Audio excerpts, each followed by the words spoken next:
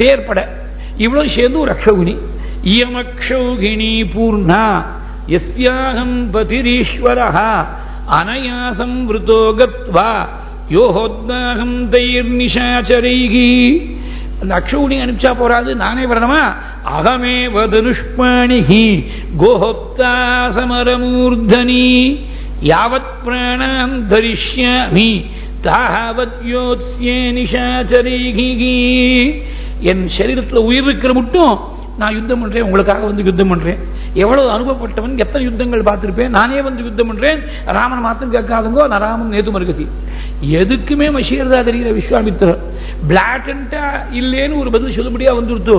அதனால சர்க்கத்துல கடைசியில பாலம் மே தனயம் பிரம்மன் நைவதாஸ்யாமி புத்திரகம். நீங்க என் குழந்தைய நான் கொடுக்கறதாகவே உத்தேசம் இல்லை, கொடுக்கவே மாட்டேன். நைவதாஸ்யாமி, நதாசியாமி நான் கொடுக்க மாட்டேன், நைவதாசியாமி கொடுக்கவே மாட்டேன். நான் கொடுக்கவே மாட்டேன்னு அழுத்தம் திருத்தமா அங்க எம்பசிஸ் கொடுப்பானேன்னா. இப்ப 16 வயசு ஆகல, 16 வயசு ஆனாதான் கஷத்திரியனுக்கு போர்க்களத்தில் யுத்தம் பண்ணக்கூடிய யோகியதை. அதனால தானே தயங்குற. உன் பிள்ளைக்கு எப்ப 16 வயசு ஆகுதுன்னு சொல்லு, 16வது பிறந்த நாளைக்கு அப்புறமா வரேனா, அப்புறமா யாகத்தை பண்ணிக்கிறேன் அப்படின்னு சொன்னா, இப்ப கேட்டாலும் கொடுக்கறது உத்தேசம் இல்ல, எப்ப கேட்டாலும் கொடுக்கறதா உத்தேசம் இல்ல. நைவதாஸ்யாமி புத்திரகம். ஏன்னா ஒரே ஸ்லோகத்துல 3 பதங்கள் ஏறக்குறைய ஒரே அர்த்தம் இருக்க முடியாது. பாலம் தனயம் புத்திரகம் 3 பதங்கள் போட்டிருக்க, ஏறக்குறைய ஒரே அர்த்தம் தான். ஏன் இது மாதிரி ஒரு புனருக்தி இருக்கும்படியா மகாகவிகள் வாக்கில் வராது. அப்படி வால்மீகி சொல்லியிருக்காருன்னா ஏதோ காரணம் இருக்கு. இவன் குழந்தை புத்திரகம், அது மாத்திரம் இல்ல, அவன் இன்னும் பால்வடியக்கூடிய முகம் மாறாமல் குழந்தை பாலம். ரொம்ப நாள் கழிச்சு 60,000 வருஷங்களுக்கு அப்புறம் தவம் பண்ணி அருந்தவத்துடைய பலனாக பிறந்த குழந்தை தனயம். பாலமே தனயம் பிரம்மன்னு நைவதாசியாமி புத்திரகம். இப்படி சொன்னாரோ இல்லையோ விஸ்வாமித்திரருக்கு ஒரே கோபம். எதீதம் தே க்ஷமம் ராஜன்னு கமிஷ்யாமி யதாகதம் மித்யா பிரதிஜ்ஞா குஸ்தே சுகீபவ சபாந்தவஹ. உன்னுடைய தீர்மானமான முடிவு இதுதானா? நான் அப்படி கையை சுழக்கினா போறோம், ஆயிரக்கணக்கான ராஜாக்கள் காத்துன்னு இருப்பாள் எனக்கு கைங்கரியம் பண்ணுறதுக்கு. முதல்ல உனக்கு அந்த பாக்கியத்தை கொடுக்கலாமேங்கிறதுக்காக அவங்கள்ட்ட வந்து கேட்டேன். இதான் உன்னுடைய முடிவா? பூர்வமர்த்தம் பிரதிஸ்ருத்ய, நீ ஏற்கனவே ஒரு வாக்கை கொடுத்து பிரதிஜ்ஞையை மீறணும் நினைக்கிற. இக்ஷ்வாகு வம்சத்துக்கு இது ஒரு பெரிய இழுக்கு, இது மட்டும் ஏற்படாத இழுக்க நீ தேடி வச்சிருக்க. பூர்வமர்த்தம் பிரதிஸ்ருத்ய பிரதிஜ்ஞாம் நாதுமிச்சசி இக்ஷ்வாகூனாம் அயுக்தோயம் குலஸ்ய விபர்யயஹ யதீதம் தே க்ஷமம் ராஜன் கமிஷ்யாமி யதாகதுஹு மித்யா பிரதிஜ்ஞா குஸ்த சுகீ பவ சபாந்தவஹ. சொன்ன வார்த்தையை மீறி சௌக்கியமா இரு, சுகீ பவ சபாந்தவஹ. இந்த சுகீ பவாங்கிறதுக்கு என்ன அர்த்தம் நான் சொல்ல வேண்டாம், அந்த கமகத்திலேருந்தே அர்த்தம் தெரிஞ்சுக்கலாம். அப்படி சொல்லிவிட்டு கோபத்தோட கிளம்பி விட்டார். கோபம் எங்க? தசரதுடைய அரண்மனையில தென்ன பரியந்தம் தான். அங்க போய் உட்கார்ந்து விட்டாள். ஏன்னா ராமரை விட்டா வேற கதி கிடையாது, இவருடைய காரியத்தை முடிக்கிறதுக்கு ராமன் தான் வந்தாகணும். இப்படி கோபம் வந்த மாதிரி ஒரு நாடகம். வசிஷ்டர் வந்து இன்டர்சீட் பண்ணி விஸ்வாமித்திரருடைய பிரபாவத்தெல்லாம் சொல்றாள். தர்மமே வடிவெடுத்தவர் விஸ்வாமித்திரர். வசிஷ்டர் வாக்கால ஏஷ விக்கிரகவான் தர்மஹா ஏஷ வீர்யவதாம்பரஹா ஏஷ புத்தியாதிகோ லோகே தபசஸ்ச பராயணுஹு. வீதிமான்களுக்குள்ள தலை சிறந்தவர், புத்திமான்களுக்குள்ள அக்ரகண்யனா இருக்கக்கூடியவர், தபஸுக்கெல்லாம் இருப்பிடமா இருக்கக்கூடியவர். அது மாத்திரமில்ல, த்ரிஷு லோகேஷு விக்யாதா தர்மாத்மா இது நாகவஹா ஸ்வதர்மம் பிரதிபத்யஸ்வ நாதர்மம் ஓடுமர்கசி. மூலகங்கள்லையும் ராமன் தர்மாத்மா என்ற போடானது நன்னா பரவி இருக்கு. அந்த ராமனை சுதர்மத்தை அனுஷ்டானம் பண்ண வேண்டியது க்ஷத்திரியனுடைய சுதர்மம். என்னன்னா பிரஜைகள் யாருக்காவது ஏதாவது ஒரு கஷ்டம் வந்தா அதை நிவர்த்தி பண்ணி வைக்கிறதுனால்தான் க்ஷத்திரியன் பேரு. க்ஷதாக்கில திராகத இத்யுதகிரஹா க்ஷத்ரஸ்ய சப்தகா புவனேஸ்வரூடகான்னு காளிதாசன் சொன்னார். அந்த சுதர்மத்தை அனுஷ்டானம் பண்ணாமல் ராமனை தடுத்துட்டேன்னா தீராத ஒரு அபக்கியாதி வரும். அதனால விஸ்வாமித்திரோடு அனுப்பி வைக்கணும். எல்லா விதமான அஸ்திரங்கள் சஸ்திரங்கள் எல்லாம் தெரியும் விஸ்வாமித்திற்கு. அவருக்கு தெரியாத ஒரு தனுர்வித்தை கிடையாது.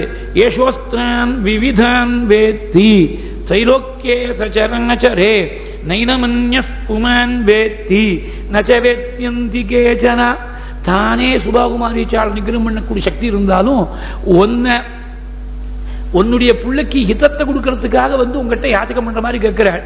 தேஷாம் நிகிரகணே சக்தஹ ஸ்வயஞ்ச குஷிகாத்மஜஹ தவ புத்திர ஹிதார்த்தாய த்வஹமுபேத்ய அபியாச்சதே துவாம் உபேத்திய அபியாச்சதே. இதுதான் மகாதேஜாக விஸ்வாமித்ரோ மகாமுனிங்கிற போது மகாதேஜாகங்கிற வார்த்தைக்கு கோவிந்தராஜர் வியாக்கியானம் பண்ற போது ஸ்வயம் தேஷாம் நிகிரணே சக்தோபி ராம வைபவ பிரகடனார்த்தம் ததாகமனம் இது சூச்சயதி மகாதேஜாக. அவர் ஒன்றும் கையாலாகாதவராக இருந்து ராமன் வந்து உதவிக்காக நாடல, சக்தி இருந்து ராமனுடைய பிரபாவம் பரவலங்கிறதுக்காக தன் சக்தியை காட்டிக்காமல் ராமன் மூலமா அந்த யஜ்யக்ஷணம் நடக்கட்டும்னு அதுக்காக உங்கள்கிட்ட வந்து கேட்கிற. இப்படி வசிஷ்டர் சொன்ன உடனே ஏற்கனவே ராமன் அனுப்ப மாட்டேன்னு சொன்ன ஒரு தோஷத்துக்கு பரிகாரமா லக்ஷ்மணையும் சேர்த்து அனுப்பணும்னு 2 பேரையும் குழந்தைகளை அழைச்சுன்னு சொன்னாள். வரக்கூடிய வழியில தாயாருக்கு எப்படியோ விஷயம் தெரிஞ்சு மங்களாசாசனம் பண்ணி அனுப்பிச்சிருக்க. தாயார்கிட்ட கௌசல்யாதேவி இடத்துல போய் நான் இது மாதிரி போறேன்னு ராமர் சொன்னாரா, இல்ல ராமர்கிட்ட ஆள் மூலமா சொல்லி அனுப்பிச்சாரா, விஸ்வாமித்திரோட அனுப்ப போறேன்னு தசரதர் சொல்லி அனுப்பிச்சாரா, இதெல்லாம் ஒன்றும் வால்மீகி ஸ்பஷ்டமா சொல்லல. ஆனா ஒரே ஒரு வார்த்தை இருக்கு, தாயார் மங்களாசாசனம் பண்ணி அனுப்பினாள். கிருதஸ்வத்யயனம் மாத்ரா பித்ரா தசரதேன ச புரோதசா வசிஷ்டேன மங்களைகி அபிமந்திரிதௌ. தாயார் மங்களாசாசனம் பண்ணி அனுப்பிச்சிருக்காள். பிதாவா இருக்கக்கூடிய தசரதரும் மங்களாசாசனம் பண்ணி, வசிஷ்டர் குலகுருவும் மங்களாசாசனம் பண்ணி வாசல்ல போய் பார்த்தாள். விஸ்வாமித்திரன் நல்லவாள் இருந்த, எங்க போய் அவரை தேடும்படியா இருக்குமோன்னு நினைச்சுன்னு வந்த விஸ்வாமித்திரர் இருந்த. அவர்கிட்ட போய் க்ஷமாபனம் கேட்டு இந்த குழந்தைகள் 2 பேரையும் உங்க குழந்தைகளாட்டமா நினைச்சு நீங்க நன்னா ரட்சிக்கணும்னு பிரார்த்திச்சு குழந்தைகளை கூப்பிட்டு என் வார்த்தைய ஏன் எதற்காகன்னு கேட்காமல் எப்படி உடனே பரிபாலனை பண்ணுவேளோ அந்த மாதிரி இந்த மகர்ஷியுடைய வாக்குக்கு அதே கௌரவம் கொடுக்கணும்னு சொல்லி அனுப்புற. ஒரு வார்த்தை நன்றி சொல்றது கூட நிக்கல விஸ்வாமித்திரர், டக்குன்னு கிளம்பி விட்டார். விஸ்வாமித்ரோ யயௌ அக்ரே ததோ ராமோ மகாயசா. முதல்ல விஸ்வாமித்திரர், நடுவில் ராமன், பின்னாடி கையில வில்லை ஏந்திண்டு லக்ஷ்மணர் பின்னாடி தொடர்ந்து போற. இந்த இடத்தான் இன்னைக்கு சொல்லி ஸ்லோகம் சொல்லி கல்பூரார்த்தி பண்ற போது கோதண்டி கௌஷிகஸ்ய கிருதுவரமவிதும் லக்ஷ்மணேனானுயாதா. ஆனா தினம் ஒரு ஸ்லோகம் சொல்றா போல இருக்கு. தினம் ஒரு ஸ்லோகம் சொன்னாக்க இந்த 9 நாள்ல முடியாது, ஏன்னா அது மொத்தம் 20 ஸ்லோகம் இருக்கு.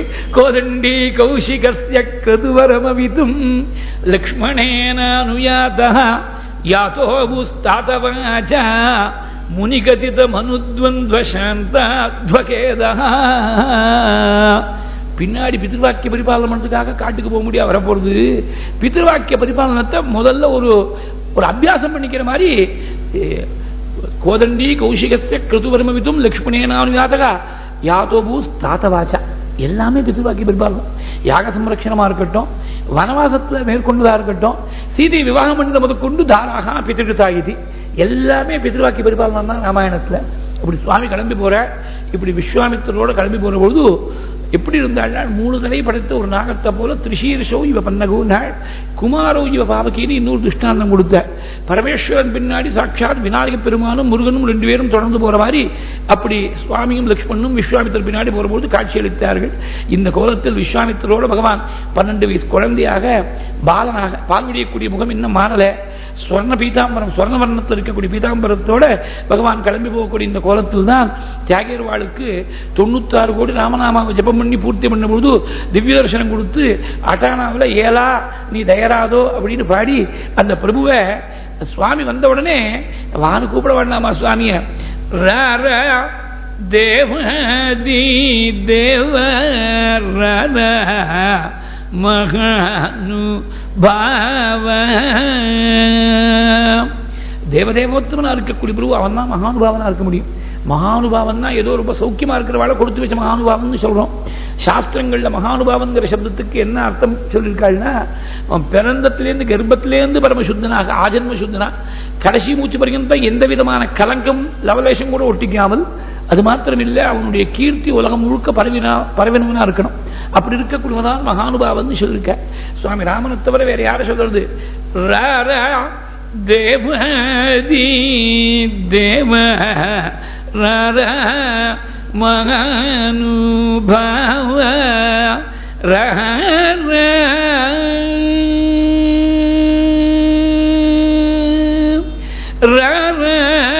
ராஜீவ நேத்ர ரகுவர புத்திர. போறோம், இந்த ஒரு வரி போறோம். அதனால பகவானை கூப்பிட்டு சுவாமி வந்துவிட்டார்னா வேற அடைய வேண்டிய லாபம் வேற ஒன்றும் இல்லை, ஜென்ம லாபம் அதுதான். அப்படி பகவான் விஸ்வாமித்திரோடு கிளம்பி போறாள். ஒரு 1.5 யோஜனை தூரத்துக்கு சரியு நதியுடைய தீரம் போய் சேர்ற மட்டும் ஒரு வார்த்தை பேசல, நேர உருன்னு போயின்னு இருக்காள். அத்யர்த்தயோஜனங்கத்வா சரைவாக தட்சிணே தடே ராமேதி மதுரம் வாணீம் விஸ்வாமித்ரோப்யபாஷதா. ஏன் பேசல? ராமன் எப்படி கூப்பிடுதுன்னு யோஜனை பண்ணாலாம் விஸ்வாமித்திரர். கூப்பிடுறது எப்படின்னு ஏன் யோஜனை பண்ணுவோம்? ராமனை கூப்பிட வேண்டியதானே, நாம இருந்தா அப்படி கூப்பிட்டுலாம், விஸ்வாமித்திரர் எப்படி கூப்பிட முடியும்? ஏன்னா இந்த ராமனுங்கிற நாம வசிஷ்டர் வச்ச பேராச்சே, இதை வச்சு அழைக்கிறதாவது. வேற ஏதாவது ஒரு பேர் ராமனுக்கு பொருத்தமான ஒரு பேர் கிடைக்குமான்னு சஹஸ்ரநாமத்தை பல ஆவர்த்தி மனசுக்குள்ள அப்படியே அனுசந்தானம் பண்ணியிருக்கார். வேற எந்த பேரும் பொருத்தமா வரல, கடைசியில் ராமானே கூப்பிட்ட. இப்படி சாதாரணமா காரணம் சொல்றது உண்டு. அதாவது தாற்பயம் என்னன்னாக்க, வசிஷ்டர் விஸ்வாமித்திரர் போல ரொம்ப பகையோடு இருக்கக்கூடியவளா இருந்தா கூட பகவானுடைய சந்நிதியில் வரும்போது அந்த பகையெல்லாம் கரைஞ்சி போயிடுறது. பகை இருக்கிற மட்டும் பகவானை தெரிஞ்சுக்க முடியாது. நிர்வைர சர்வபூதேஷு யசமாமேதி பாண்டவான்னு அப்படி பகவான் விஸ்வரூப தரிசன யோகத்தில் கடைசி ஸ்லோகம் இது கீதையில. எந்த ஜீவனத்திலையும் லவலேஷம் கூட வைரிபாவம் இல்லாமல் இருந்தாலும் பகவானுக்கு வந்து சேர முடியும். இது ரொம்ப கஷ்டம்னு சொன்னார் ட்ரிபிளிகன் பிரிவா. முதல் நாள் சுலபம் 5 லட்சணம் சொல்லியிருக்க, கடைசி சாதுர்மாசியம்னு ஞாபகம். இந்த விஸ்வரூப யாத்திரை இன்னைக்கு பகவத்கீதை படிக்கிற பொழுது சொன்னா முதல் நாள் சுலபம், கடைசி இது கஷ்டம் அப்படின்னா நான் சிரிச்சுட்டே சொன்னேன், பெரியவா உங்க நிலையில 4 ஈஸியா இருக்கு, எங்களுக்கு 5மே கஷ்டமா தான் இருக்கு. மத்கர்ம கிருத்து மத் பரமஹா மத் பக்த சங்கவர்ஜிதா நிர்வைர சர்வபூதேஷு யசமாமேதி பாண்டவா. பகவானுடைய சந்நிதியில் போறபோது பகையெல்லாம் இல்லாமல் அப்படியே கரைஞ்சி போயிடுறது. அதான் சாரம். சஹஸ்ரநாமத்தை பல ஆவர்த்தி மனசுல அனுசந்தானம் பண்ணி வந்தாருன்னு சொன்னேன். நீங்க சொல்ற தப்பி வாய் தவறி சொல்லியிருக்கேன் போல் இருக்கு. விஸ்வாமித்திரர் ராமன் அழிச்சணும் திரேதாயுகத்தில். துவாபர யுகத்தில் கடைசியில தர்மபுத்திரருக்கு பீஷ்மாச்சாரியால் உபதேசம் பண்ணது விஷ்ணு சஹஸ்ரநாமம். அப்ப விஷ்ணு சஹஸ்ரநாமம் ஏது? விஸ்வாமித்திரோட காலத்தில் சஹஸ்ரநாமம் ஏது அப்படின்னு கேட்டா, பீஷ்மர் ஸ்வயமா உபதேசம் பண்ணல, ஏற்கனவே ரிஷிகள்லாம் கானம் பண்ண விஷயத்தை நான் திருப்பி சொல்றேன்னு ரிஷிபி பரிகீதானி தானி பக்ஷாமி பூதையன்னு சொல்லியிருக்கிறதுனால இது ஏற்கனவே அனாதிகாலமா இருக்கு. பீஷ்மர் மூலமா பிரகடனமாச்சே தவிர அது ஒன்றும் பீஷ்மர் புதுசா கண்டுபிடிச்சு 1000 நாமா என்னன்னு 1 2 3 போட்டு லிஸ்ட் போட்டு எழுதுற. ரிஷிபி பரிகீதானி ஏற்கனவே ரிஷிகள் கானம் பண்ணது. அதனால சஹஸ்ரநாமம் எப்போதும் இருக்கக்கூடியதான், அதை நாம தெரிஞ்சுக்கணும். பகவான் எப்படி சாஸ்வரமா இருக்காமோ அவங்க நாமாக்களும் சாஸ்வரமா இருக்கு. அது ஒன்றும் புதுசா யாரும் கண்டுபிடிச்சு கொடுக்கக்கூடிய விஷயம் இல்லை. புதுசா இன்வென்ட் பண்ணல, கண்டுபிடிச்சிருக்கலாம், இன்வென்ட் பண்ணல. கடைசியில ராமானு கூப்பிட்டாள். ராமேதி மதுரமாணி. இந்த ராமானு சொன்ன உடனே அந்த நாமால இருக்கக்கூடிய மாதுரியம் அப்படியே மனசு அப்படியே பூரிச்சு போக முடியாது செய்கிறது. என்ன ருச்சி, எந்த ருச்சிரா ராமா, ஏமி ருச்சிரான்னு பாடினாரே அவர். இந்த ருச்சியை இதுக்கு நிகரா ஒரு ருச்சி சொல்ல முடியாது. பாக்கி எல்லா விதமான திதிப்பும் அப்படியே கசந்து போகும்படியாக மதுரிம துரீனாக பண்ணிட்டு சொன்னாலே எல்லாத்தையும் விட பரம மதுரமா இருக்கக்கூடாது. அதனால்தான் கூஜந்தம் ராமராமேதி மதுரம் மதுராட்சரம். மதுரம் மதுராட்சரம் நீ சொன்னார் வால்மீகி. ராமராமாவை சொல்ற போது மதுரம் மதுராட்சரம் நீ சொல்லுவாருன்னா, ராமானு சொன்னா மதுரம், ஒரு அக்ஷரம் சொன்னா கூட மதுரம் மதுராட்சரம். பிரதிபதம் பிரத்யக்ஷரம் மதுரமா இருக்கக்கூடியது. அது அனுபவிச்சு பார்த்தாதான் தெரியும். ராமநாமா ஊருடுத்துனா அவனுக்கு வேற ஒண்ணுமே தேவையில்லை. அதை பண்றேன் இதை பண்றேன் ஒண்ணுமே வேண்டாம். ராமநாமா பூர்வம் ஜென்மாவை கரையேற்றுறதுக்கு நித்தியகர்மானுஷ்டானத்துக்கு மேல சொச்ச காலம் முழுக்க ராமநாமா, வேற ஒன்றும் தேவையில்லை. நித்தியகரமான யாருக்கு சாஸ்திரம் எதையும் விதிக்கலையோ அவளுக்கு வரும் ராமநாமா மாத்திரம், வேற ஒண்ணுமே தேவையில்லை. ஜென்மாவை கரையேற்றி வச்சிடும். அது மோட்ச சாதகம். அதனால்தான் ஜென்மாவை ரட்சிக்கக்கூடிய மந்திரம் ஜாகிர் வாழ் போடுற போது இது ஜென்மாவை ரட்சிக்கும். ஜென்மாவை ரட்சிக்குன்னு என்ன அர்த்தம்? உயிர் காப்பாத்துன்னு அர்த்தம் இல்ல, இன்னொரு ஜென்மா வராம பண்ணும் அப்படின்னு அர்த்தம். ராமநாமமு ஜென்ம ரக்ஷக மந்திரம், ராமநாமமு ஜென்ம ரக்ஷக மந்திரம், தாமசமூஷேயக பஜும்பவே மனசா, ராமநாமமு ஜென்ம ரக்ஷக மந்திரம். சோம சூரிய நேத்ருடைன ஸ்ரீ சோம சூரிய நேத்ருடைன ஸ்ரீ ராமச்சந்திரனுக்கு சதியவரோர.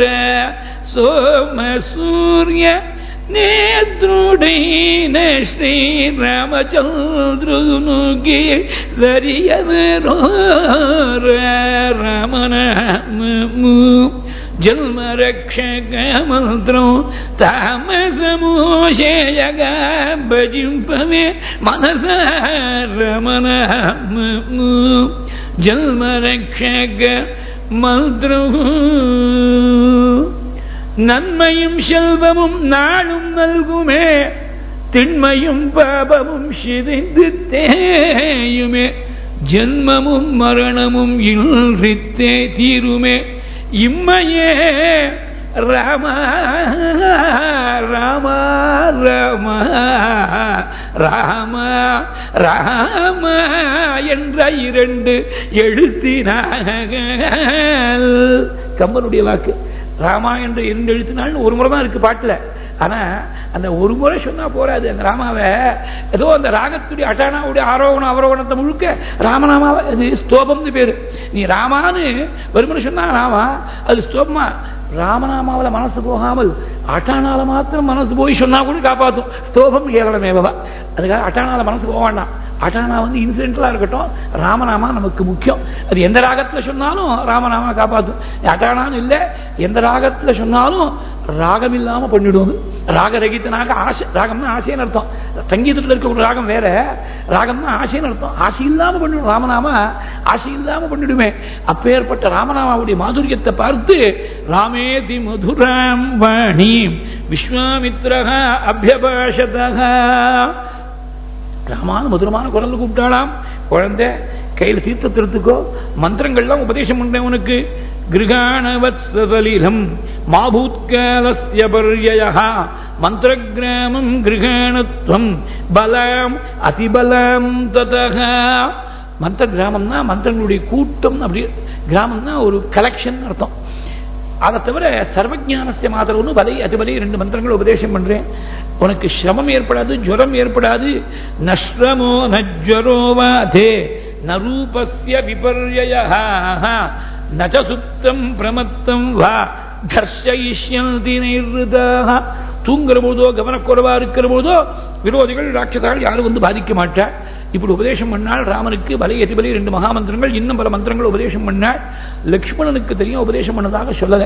அதாவது ராமனுக்கு உபதேசம் பண்ணா லக்ஷ்மணனுக்கு சேர்த்து உபதேசம் பண்ணதாக கருத்து. ஏன்னா த்விதீயமே அந்தராத்மானம் துவாமிகம் ஸ்ரீரூபஸ்திதான்னு சொன்னதுனால ஒரே உயிரானது 2 சரீரத்தில் இருக்கு. அப்படி ஒரு கருத்து இல்ல. ராமன் உபதேசம் வாங்கிட்டு லக்ஷ்மணுக்கு உபதேசம் பண்ணா இப்படி ஒரு வியாக்கியானம் உண்டு. காமாசிரமம்னு பேரு அந்த இடத்துக்கு சேர்ந்திருக்காள். அன்னைக்கு ராத்திரி அங்க மரத்தடியில நல்ல புல்லால இலைகளால ஒரு படுக்கை தயார் பண்ணி சுவாமியை தூங்க வைக்கிறார் விஸ்வாமித்திரர். விஸ்வாமித்திரருக்கு கவலை, குழந்தை சரியா தூங்கணுமே அப்படின்னு விஸ்வாமித்திரருக்கு கவலை. சுவாமியும் லக்ஷ்மணும் ரொம்ப தூரம் நடந்து வந்திருக்கக்கூடிய சிரமம், அசந்து தூங்கி போயிட்டார். விஸ்வாமித்திரர் நன்னா அவளை லாலனம் பண்ணி அழகா அவளுக்கு தூக்கம் வரும்படியா ஹிதமான வார்த்தைகளா சொல்லி தூங்க வச்சிருக்க. தசரத நிருபசூனு சத்தமாப்யாம் திருணசயனே அனுச்சிதே திருணசயனே அனுச்சிதே சுகோஷிதாப்யம் குஷிகசுத வச்சோனுலாலிதாப்யம் க்ஷணமிவ விபபௌ விபாவரீஜக. திருணசயனே புல்லால் ஏற்பட்ட படுக்கை, ரொம்ப அனுச்சிதமா இருக்கக்கூடிய படுக்கை, நல்ல ஹம்சதூலிகா மஞ்சத்தில் படுத்து இருக்க வேண்டிய பிரபு திருநசயனே அனுச்சிதே சுகோஷிதாப்யாம் பரம சௌக்கியமா தூங்கிட்டு இருக்க. குஷிகசுத வச்சோனுலாலிதாப்யாம். விஸ்வாமித்திரருக்கு ஆரம்பத்தில் ஒரு கவலை, நாம கிடுகிடுன்னு அழைச்சிட்டு வந்துட்டோமே, ஒரு வார்த்தை கேட்கல கௌசல்யா தேவிய. இந்த குழந்தை எப்படி தூங்குவான்னு, இவனுடைய ருட்டீன் என்ன, எப்படி எழுந்திருப்பான்னு ஒன்னும் கேட்கல. இவனுக்கு தூக்கம் சரியா வரலன்னா மரத்தடியில் போய் படுத்துக்க சொன்னா ராஜகுமாரனை. தூக்கம் வரலன்னா 10 நாள்ல இழைச்சி போய் பாதியா துரும்பி அழைச்சி போயிட்டான்னா தசரத்தை போய் நான் எப்படி பதில் சொல்லுவேன்னு தெரியலையே. இப்படி எல்லாம் தூக்கம் வருமா வராதா இப்படி எல்லாம் கவலை. அப்படி கவலைப்பட்டுட்டே இருக்கிற போது ராமனுடைய ரூபத்தை, திவ்ய ரூபத்தை பார்த்து அப்படி ஒரு பக்கத்தில் ஆனந்தத்தை அனுபவிக்கிறார். திரும்பி பார்க்கறதுக்குள்ள ஒரு க்ஷணகாலம் போல, ஒரு நொடி பொழுது போல ராத்திரி பொழுது ஓடி போயிட்டான். க்ஷணமிவசா விபவௌ விபாவரீஜக. விபாவரினா ராத்திரி. சம்ஸ்கிருதம் நல்லா தெரிஞ்சுக்கணும்னா வால்மீகியும் வியாசரையும் சேவிச்சா போறோம். அவ சொல்லித்தராத ஒரு சம்ஸ்கிருதம் ரொம்ப குறைச்சல் தான். ஏதோ கொஞ்சம் ஃபார்முலா ஏதாவது விபக்தி தெரிஞ்சுக்கணும்னா ஏதாவது தாத்து பாட்டத்தையும் சப்த ரூபங்கள் சப்தாவளி எல்லாம் இருக்கு, அதை ஏதாவது கொஞ்சம் பார்க்கணுமே தவிர பேசிக்கா அந்த கிராமரை தெரிஞ்சுக்கிட்டா அந்த கிராமரை மட்டும் கூட சொல்லி கொடுத்துருவா. வால்மீகியும் வியாசரும் ஒரு 4-5 ஸ்லோகத்துக்குள்ள பார்த்தீங்கன்னா விபாவரி ஷர்வரி இப்படி எல்லாம் பல வார்த்தைகள் சொல்ற, ரெண்டும் ஒரே அர்த்தம் தான். விபாவரி ஷர்வரி ராத்திரி நிஷா யாமினி எல்லாம் ஒரே அர்த்தம் தான். எல்லாம் ராத்திரின்னு ஒரே அர்த்தத்தை கொடுக்கும். க்ஷணமிவசாவிபவ விபாவரி ஜகா, ஒரு நொடி பொழுது போல ஓடி போயிருந்தான் அந்த ராத்திரி விஸ்வாமித்திரர் அனுபவிச்சுட்டே இருக்கிற பொழுது. இப்படி ஒரு அர்த்தம். இன்னொரு அர்த்தம் என்னன்னா, ராத்திரி தேவதைக்கு பகவான் அனுபவிக்கணும்னு ஆசை, ரொம்ப நாள் ஆசை. பகவான் பகல்ல நடுப்பகல்ல அவதாரம் பண்ணிவிட்டார். சாதாரணமாகவே நம்ம கிரகங்கள்ல சின்ன குழந்தை இருந்தாலோ விருத்தர்கள் இருந்தாலோ ராத்திரி தூங்குற போது ஏதாவது ஒரு நைட் லேம்ப் இருந்தா தேவையில்லைன்னு தோணுறது. ராத்திரியில் ஏதாவது முழிப்பு இருந்தால் தடுக்கி கீழே விழாமல் இருக்கிறதுக்கு ஏதாவது ஒரு சின்ன ஒரு 0 வாட் பல்பாவது ஒன்று இருந்தால் தேவையில்லைன்னு தோணுது. தசரதுடைய காலத்துல இந்த எலக்ட்ரிசிட்டி எல்லாம் கிடையாது. அதனால மாளிகையில அரண்மனையில 4 பக்கத்துலையும் தீபங்கள் ஏற்றி வச்சிருப்பார். தீபம் ஏற்றி வச்ச உடனே வெளிச்சம் இருந்தா ராத்திரியை கட்டி போட்ட மாதிரி இருக்கு. இருட்டா இருந்தாதான் ராத்திரிக்கு அதுக்கு இயற்கையா இருக்கக்கூடிய ஒரு நேச்சுரல் ஆம்பியன்ஸ் டார்க்னஸ் தான். ராத்திரிக்கு வெளிச்சம் வந்த உடனே அதுக்கு ஃப்ரீடம் இல்லை. அதை யாரோ கட்டல் பண்ணி இங்க வெளிச்சம் இருக்கு நீ வராத அப்படின்னு சொல்ற மாதிரி இருக்கு. 12 வருஷமா எடுத்து பகவான் அவதாரம் பண்ணி எல்லாரும் சுவாமியை தரிசனம் பண்ணிட்டு போறா. நாம மாத்திரம் சரியா சுவாமியை ஏகாந்தமா நம்முடைய சன்னிவேஷத்துல அனுபவிக்க முடியலையே அப்படின்னு இந்த ராத்திரி தேவதைக்கு ஒரு குறை இருந்துதான். ராஜாவுடைய அரண்மனையில் இருக்கிற மட்டும் தீபம் ஏற்றி வச்சுதான் இருப்பா. ராத்திரி ஒரே கும்மிருட்டுல குழந்தை தூங்க வேண்டாம் பயந்து பண்ணு தீபம் ஏற்றி வச்சுதான் இருப்பா.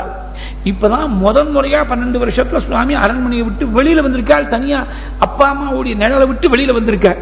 இப்ப இங்க தீபம் தான் ஒண்ணு ஏற்றி வைக்கிற விஸ்வாமித்திரர் அவர் மாட்டில் எத்தனை சாயம் முனிகின்னு இருட்டியா எடுத்துனா எந்த மரத்தடியில் இருக்காரோ படுத்துக்க கூடியவர். அதே மாதிரி மரத்தடியில குழந்தைகளையும் படுத்து வச்சிருக்கார். இயற்கையா இருக்கக்கூடிய சந்திரனோ நட்சத்திரங்களோ அதெல்லாம் பார்ட் ஆஃப் தி நைட். அது இன்ட்ரூஷன் இல்லை, it is part and parcel of the night. அதனால ராத்திரிக்கு அனுகுணமா இருக்கக்கூடியது. இப்ப வேற செயற்கையான ஒரு வெளிச்சம் இல்லை. இப்பதான் நாம ராமனை ஆத்மார்த்தமா அனுபவிக்க முடியும், நம்முடைய சன்னிவேஷத்தை அனுபவிக்க முடியும்னு ராத்திரி தேவதை ரொம்ப பரம சந்தோஷப்பட்டு 12 வருஷம் ஒரு மாமாங்கம் காத்திருந்தோம். இப்பதான் ராமனை சேவிக்கக்கூடிய பாக்கியம் கிடைச்சிருக்குன்னு சேவிக்க ஆரம்பிச்சா அதுக்குள்ள ராத்திரி தேவதை யாரோ புடனையை பிடிச்சு தள்ளுற மாதிரி இருக்கு. ஒன் டைம் முடிஞ்சு போயிடுத்து, இன்னொரு 12 மணி நேரம் நீ காத்துட்டு இருக்கணும்.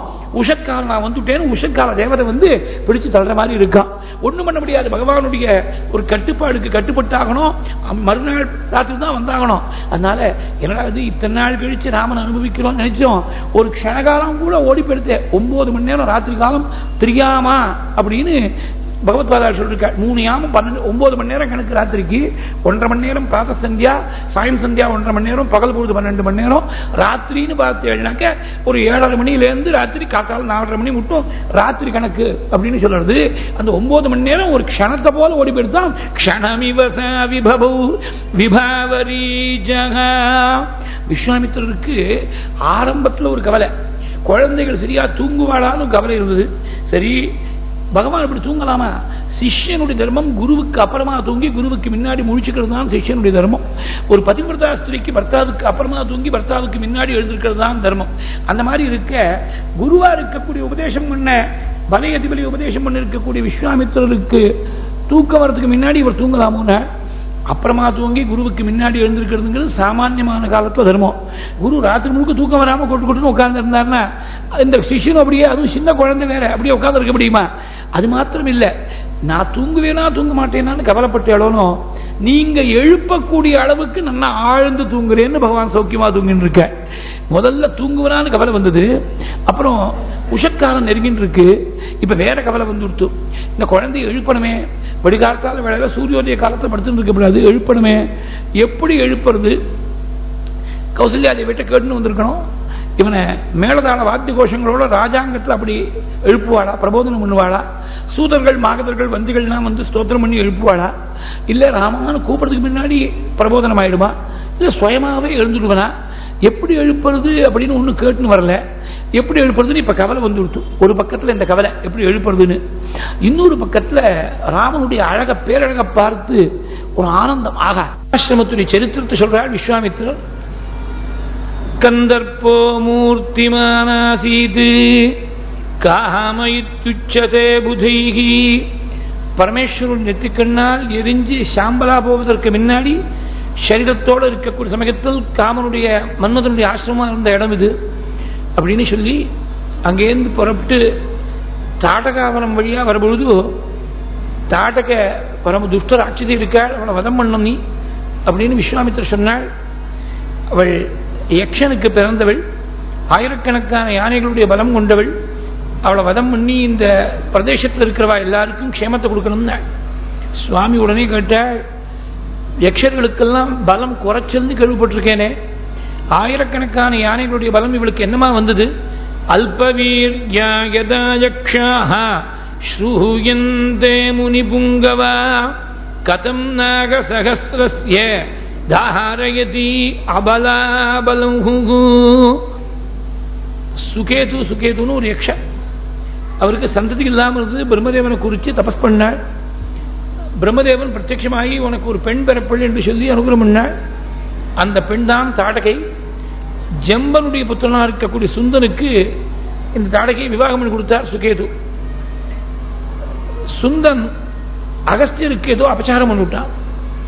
அகஸ்தியர் ஹுங்காரம் பண்ணி அழிச்சுட்டாள். சுந்தனை வதம் பண்ணிவிட்டாள் அகஸ்தியர்ங்கிற போது அகஸ்தியர் மேல கோபத்தோட அவர் மேல ஒரே வேகத்தோட பாஞ்சாலாம் தாடக. சுந்தேது நிகதே ராமா சா அகஸ்தியம் ரிஷி சத்தமம். ஒரேடியா வேகத்தோட பாயிற போது நீ ராட்சதியா போயிட போறே, மனுஷால சாப்பிட்டு இருக்க போறேன்னு சாபத்தை கொடுத்துட்டாள். புருஷாதி மகாயக்ஷி விரூபா விகிருதானனஹா. அது மாத்திரம் இல்ல, சுபகுமாரி சாளியும் ராட்சசத்வம் பஜஸ்மேதி மகாரீச்சம் வியாஜஹாரசஹ. தாடகைக்கு சுந்தன் மூலமா பிறந்த பிள்ளைகள் தான் சுபாகுமாரிச்சாள். நீங்க ராட்சச பாவத்தை அடைய கடவுது என்று சாபத்தை கொடுத்து விட்டாள். அதனால்தான் ராட்சச பாவத்தை அடைஞ்சு 10,000கணக்கான யானைகளுடைய பலத்தோடு இருக்காள் அப்படின்னு அவ பூர்வ விற்த்தாந்தத்தை சொன்னாள். விஸ்வாமித்திரர் ரொம்ப பவ்யமா சுவாமி ஒரு விஷயம் விஞ்ஞாபனம் பண்ணிட்டாள். உங்க வார்த்தைன்னு சொன்னாலே அதுக்கு மேல யோஜனை பண்ண வேண்டிய அவசியம் இல்லை. எங்க அப்பா வேற சொல்லி அனுப்பிச்சிருக்கார், தன் வார்த்தைக்கு போல உங்க வார்த்தைக்கு கௌரவம் கொடுக்கணும்னு சொல்லியிருக்கார். அதனால 2 காரணங்களாலையும் நீங்க சொன்னா உடனே செய்யணும்னா, இருந்தாலும் சந்தேகத்தை நிவர்த்தி பண்ணிக்கிறதுக்காக கேட்கிறேன். சந்தேக நிவர்த்திக்காக சிஷ்யன் குருட்ட கேட்கலாம், ஆட்சேபம் தான் பண்ணப்படாது. ஆட்சேபம்ங்கிறது ஈக்குவலா இருக்கக்கூடியவா தான் ஒருத்தருடைய வார்த்தைக்கு இன்னொருத்தர் ஆட்சேபம் சொல்றது, அப்ஜெக்ட் பண்ணுறதுங்கிறது பிட்வீன் ஈக்குவல்ஸ். சிஷ்யன் குருவிடத்தில் போய் சந்தேக நிவர்த்தி தான் கேட்கலாம். பிதுர் வச்சன நிர்தேசாத் பிதுர் வச்சன கௌரவாத் வச்சனம் கௌஷிகஸ்யேதி கர்த்தவ்யம் அவிசங்கயஹ. ஸ்திரீவதத்தை சர்வதா வர்ஜியமா சொல்லியிருக்காரு. க்ஷத்ரியாளுக்கு பெரிய தோஷமான சொல்லியிருக்கார். இவளை வதம் பண்ணும் சொல்ல எனக்கு புரியல. காரணம் அப்பா ரூபம் மாத்திரம் தான் ஸ்திரீ, பாவம் முழுக்க ராட்சத பாவம். தஸ்மாதேனாம் கிருணாம் தக்த்வா ஜெகி மச்சாசனான் நிருபா. நீ மனசுல இருக்கக்கூடிய கருணை ஒதுக்கி வச்சுட்டு என் வார்த்தையால இவ்வளவு வதம் பண்ணு. மச்சாசனாது சாதுர்வர்ணிதார்த்தாய கர்த்தவ்யம் ராஜசூனுனஹ. 4 வர்ணத்தை சேர்ந்தவாளும் ஹிதத்தை அடையறதுக்கு நீ செய்யணும் அப்படின்னா. பட்டத்திரி ராமாயணத்தை 34-35 2 விஷயங்கள்ல பேசியிருக்கார். பாகவதத்துடைய சாரமா நாராயணத்தை ரச்சனை பண்ணாலும் கூட ராமாயணம் சொல்ற போது மாத்திரம் வால்மீகி அனுசரிச்சு பேசியிருக்கார். பல இடங்கள்ல பார்த்தேன்னா நன்னா தெரியும். ராமாயணம் பாகவதம் நாராயணியும் 3 கிரந்தங்களையும் பார்த்தாதான் அது புரியும். இங்க மச்சாசனாதுங்கிறத முனிவச்சன பலாது சாதுர்வர்ணிய ஹிதார்த்தாய நிருணாம் திராணாய, ஜனங்களை ரட்சிக்கிறதுக்காக முனிவச்சன பலாது. இந்த வதம் பண்ணார்னு சொல்ற போது கூட அதுல கொஞ்சம் வார்த்தை விளையாடணும் தோணித்து பட்டத்திற்கு. ஏன்னா ஒரு வதத்தை வர்ணிக்கிற போது கூட is essentially a poet and rasika at heart. அதனால அங்க ஒரு பிராசம் வரும்படியா தாட்டகாம் பாட்டயித்வா லப்துவாத்மாத் அஸ்திரஜாலம் முனிவனம் அகமஹா தேவா சித்தாஸ்ரமாக்ஷம். இப்படி நாராயணி சொன்னா 12 மணி நேரம் ஆகும் நாராயணி முழுக்க உறுதி பண்ணுறதுக்கு. சமக்கிரமா பாராயணம் பண்ணா சாதாரணமா 6 மணி நேரம் ஆகிறது. இப்படி சொன்னா பதம்பதமா நிறுத்தி அனுபவிச்சா உதயத்திலேருந்து உதயாஸ்தமன பூஜை குருவாயூரப்பனுக்கு அப்படி பண்ணலாம். ஒரு நாராயணிய உதயாஸ்தமன பூஜை உதயத்திலேருந்து அஸ்தமன பரியந்தம் நிறுத்தி பதம்பதமா அஸ்வாதனம் பண்ணி முடியுமா தெரியாது. அது குருவாயூரப்பன் எப்ப சங்கல்பம் பண்றாரோ அப்பதான் பூர்த்தி ஆகும். என்னுடைய வார்த்தையால வதம் பண்ணுன குருவுடைய வாக்கு விரதபங்கமாகாது. குரோகோ வச்சனமௌஷதம்னு இருக்கு. அதனால நீ வதம் பண்ணுன்னு சொன்ன உடனே சுவாமி உத்தமமான பானத்திற்கு பிரயோகம் பண்ற. தாடக வரபொழுதே நிலைகிரிகள் பின்தொடர வந்தாள் நாட்கம்பர். மலைகளெல்லாம் உன்மூலனப்பட்டு தாடக பின்னாடி தொடர்ந்து வரலாம். இவன் நடக்கிற வேகத்துல மலைகளெல்லாம் உன்மூலனப்பட்டு கொடுத்து தாடகையை வதம் பண்ணி கீழே வீழ்த்தினாள் ஒரு பானத்தால. அவ சரீரம் பிரம்மாண்டமான சரீரம் கீழே விழுந்த பொழுது அந்த பூமி மாத்திரம் ஆட்டம் கொண்டு போகல, ராவணனுடைய ஐஸ்வர்யம் சேர்ந்து அன்னைக்கு ஆட்டம்